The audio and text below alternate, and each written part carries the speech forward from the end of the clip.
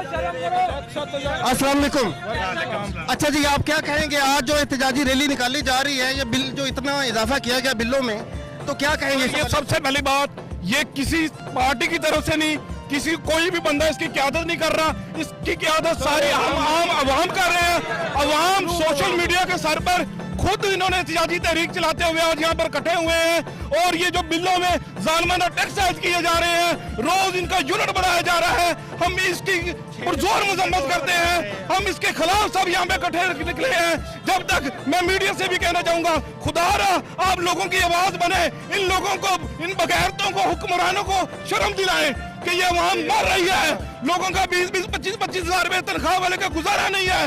लोग मर रहे हैं, खुदकुशियां करने पर मजबूर हैं और इनकी याशियां खत्म नहीं हो रही। जो होता है इस मुल्क को लूटते हैं, बेदर्दी से लूट कर बाहर भाग जाता है। हम लोग मर गए हैं इसके लिए। अगर कोई